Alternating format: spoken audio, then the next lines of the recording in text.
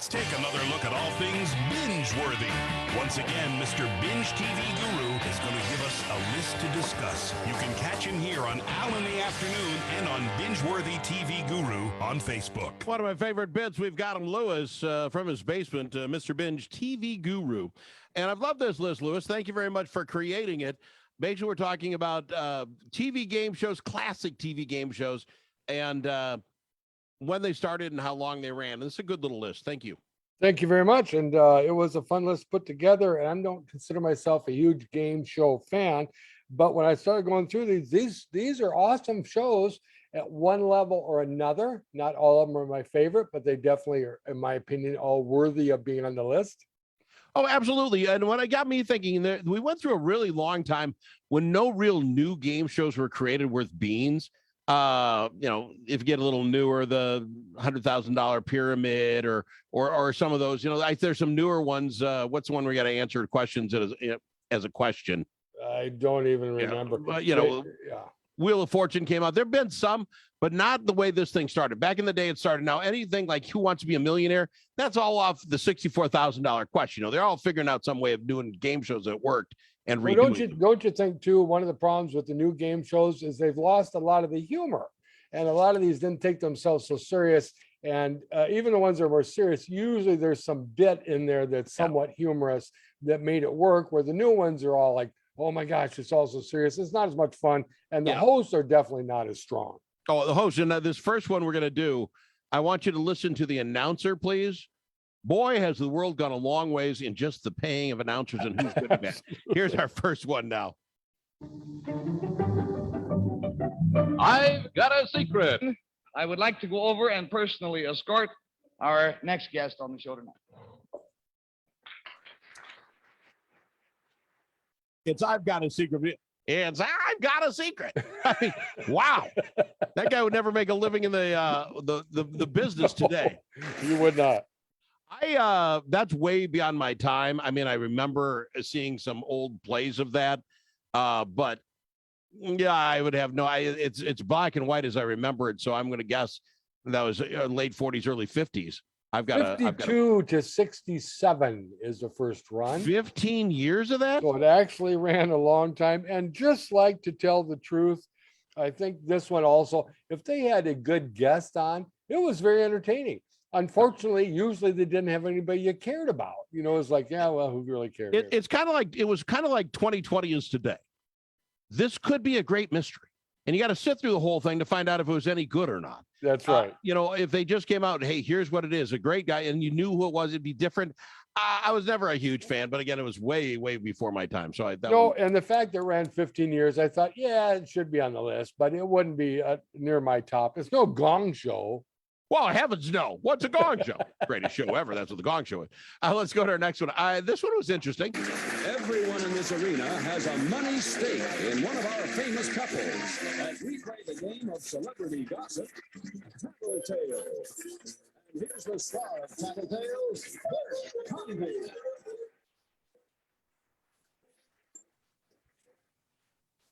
I remember Tattletales. I'm going to say that's in the late 60s, early 70s. I liked Bert Convy. I thought he was a great host. And this was that whole thing. It had a little edge to it. You're finding out little details. I like Tattletales. Yes, I did too. And it's not a game show that I normally would think of. But when I was putting this list together and watched a couple episodes, I went, yeah, this was entertaining. And this was kind of fun. And you're right. Bert Convy was great as a host. He was always entertaining. And more than this, I am the most shocked at how much Al and Mr. Binge are agreeing on this stuff.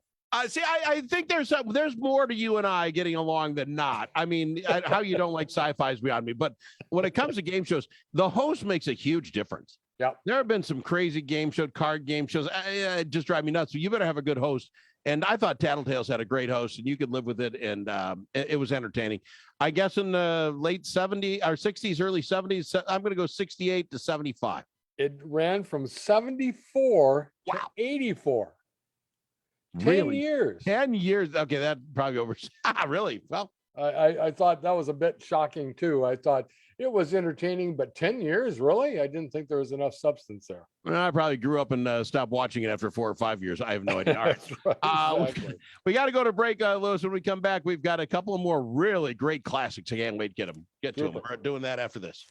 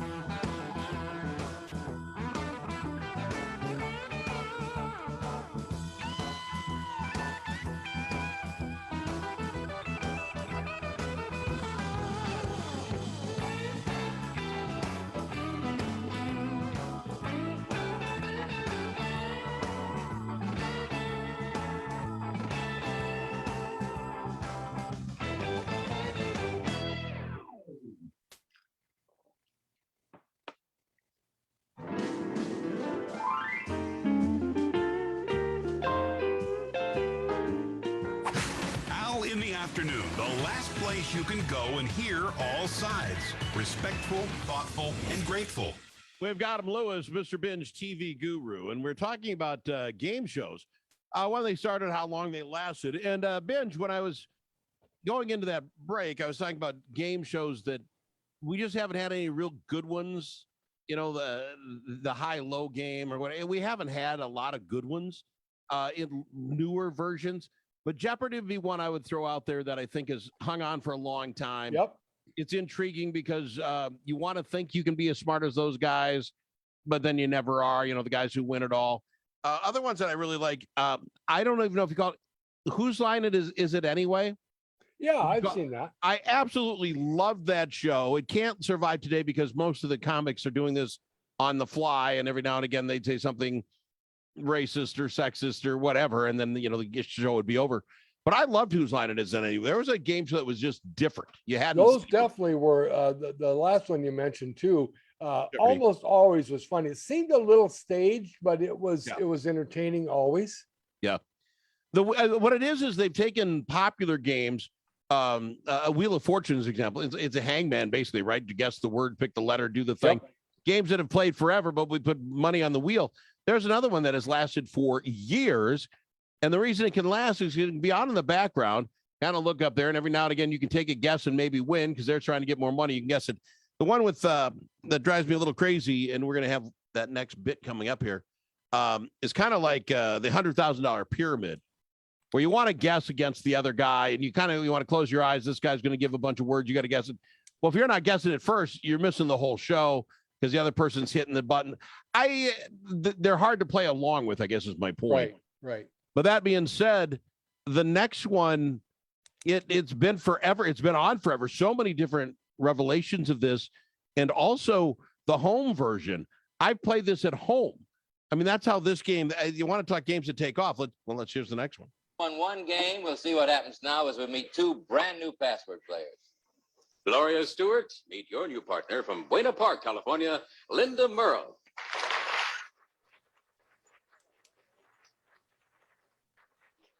Jimmy Stewart, meet your new partner from Amarillo, Texas, Stanley Alford. Let's see. Linda, what does your husband do for a living? He's a payroll supervisor. Nice to have you here. Captain Stanley Alford, what do you do in the Air Force, sir? I'm a doctor. You're a doctor. I've been examining draftees this year. Oh, you have? You are aware of the rank of the gentleman sitting on your right. Yes, I am. You may call him sir. Sir. Sir. All right, Captain. We're going to kill him. You're a general now, aren't you, Jimmy? I never played password with any of the other general. You're the only general I ever played password with. Let's go, shall we? Gloria Stewart, Mrs. General, Mr. General. As they look at it, we'd like you to say, the password is chicken.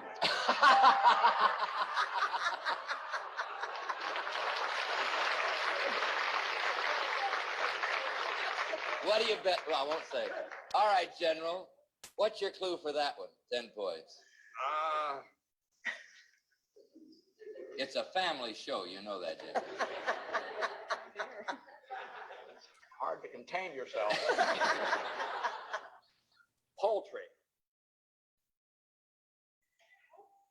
Chicken. Yes! Password. And to me, it works on a lot of levels. You can have fun. A great host like that fills that void time when people are trying to think. I love Password. I played Password as a kid.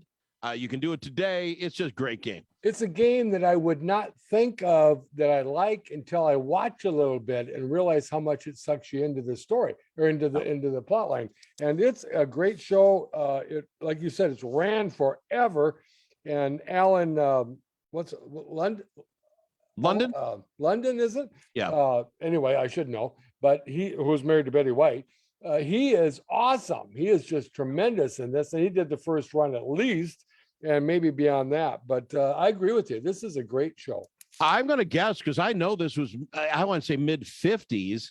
I would say 1955. And I know they're still playing a version of this in the 70s.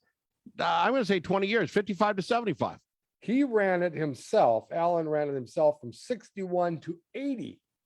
Oh, no kidding. Almost 19 years himself. Years. Wow. And that says a real statement about that show. And it definitely warrants being on this list. I was going to put Wheel of Fortune on here. Yeah. But Mom's watching Wheel of Fortune right now, opposite, and she won't listen to her son on the radio because she's got to see Wheel of Fortune. Yeah, I get it. But they've done that show so proud. It's been on forever. And again, I just Hangman. Figure out the words. It's fine. And they've changed it up a little bit and make the money worth it. People can go on there, take their shot, and win some money. Real quick, the host of Wheel of Fortune, what's his name? Trebek.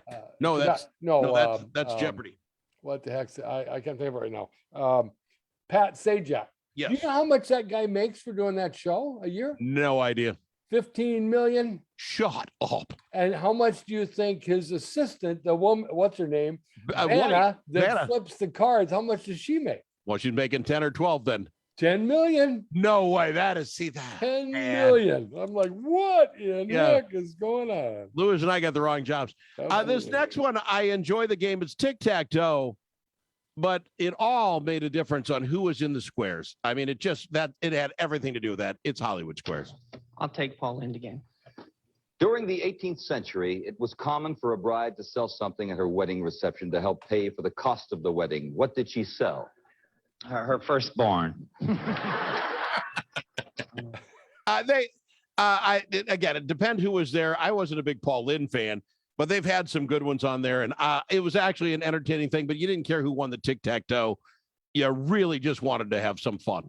You're right. The game was incidental. It was all the lines. And I think it was probably the most set up show there was. But if the lines were good, it was funny to watch. See, but that's where you got, when you watch it enough, you said, oh, wait a minute. Somebody gave that person the line. They have lines, I presume, on cards in front of them. And then when a question gets asked him, oh, I could use this line. And sometimes it knocked it out of the park.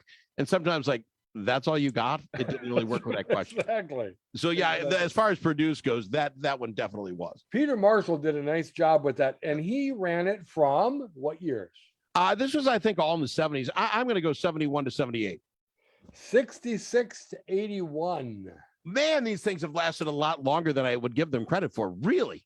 Now there's a later version of that was Whoopi in the center square and stuff. Yeah. I don't think it's funny in the least. No. But you know, I'm an old guy. What can I say? It matters who's in the squares, that's for sure. So this last one, and I hope you did a nice job of editing this one, Mr. Binge. Match game. It was tough. Go to round 2 here. And Virginia, you're ahead 1-0. That means you have to go first. I'll take B again. B again it is. One person does not play. That's Conrad. Are the rest of you ready for this? Yes. The Irishman said. What a. Oh, well, listen, as long as you're in the mood, you No, can I do it. shouldn't do that. Do that. Mr. Do Johnson. it. All right, Do it. the Irish Go ahead. said, We're all I'll gonna never talk. eat another mushroom. I just found out that leprechauns blank in the woods. Okay, better stop it right there. Yeah. And that was the point about the match game, actually, was you had no idea because they had some pretty saucy folks as far as the players, the hosts, the guests go. And you know, at any time it could go south and you had to wait for it. Right? Oh yeah, absolutely. And most of the time it turned into a pretty calm answer, and you thought it would be worse than it was. Yes. Which kind of like, oh, that's all they're going to say. But the innuendo was always so strong that you watched pretty faithfully. And you did, and I liked him. And I'm not going to remember that guy's name, that host, but I really liked him. Gene Rayburn. Gene Rayburn. There you go. Way to go, Lewis. I liked him as a host because he was another one that knew when to pull back and let that joke lay there if you had to. You know, he asked the questions, give it a long enough pause where everybody's going, oh, this can't be. He was great at it. Well, and you never felt like he was, and I mean this as a compliment, he was prepared. It was just, it seemed like it was all on the cuff. He did a great job with that because he was able to make it just his own. It is amazing how many of these that you brought up really relied on those, think you call them D celebrities now. Yep. You know, at the time, those D celebrities are those folks like the mating match game or whatever, the dating game where they're folks that now would be actors and actresses, but at the time were just begging to get in. They just wanted TV time. And if you were going to be on Match Game, you better be funny. Well, and a lot of them, I can't think of the one woman's name that was on that, but the only thing she's known for is Match Game. You know, and she had some kind of Hollywood, or not Hollywood, but Broadway career for a short time. And made her name from that show. Oh yeah, absolutely.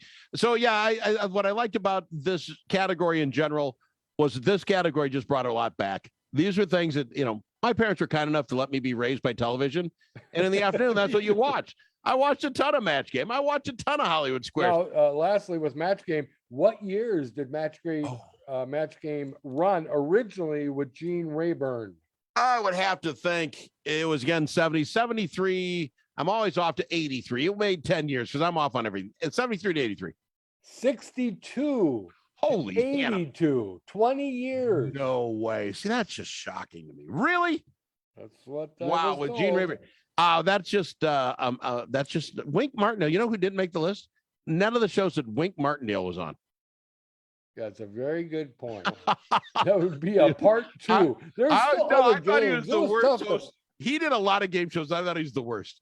He was horrible. That's why he wasn't on the first 12. This is the first 12, and the last 12. Be honest with you, Al. My plan is to move on to another subject because when I look at the second 12, I went, no, we're not going to talk about the second 12. Not going to waste our time there. Lewis, as always, a pleasure. I love ending our Tuesday nights with you. I thank you for being on the program. Do you have a thought for next week? Are we going to release that, or we just surprise the gang? We're going to surprise the listeners and surprise Al. And at this point, we're still surprising Mr. Binge. Fair enough. You spend your 40 hours to get that taken care of. I've got him, Lewis, Mr. Binge TV Guru. Check him out on Facebook. This is Al in the afternoon.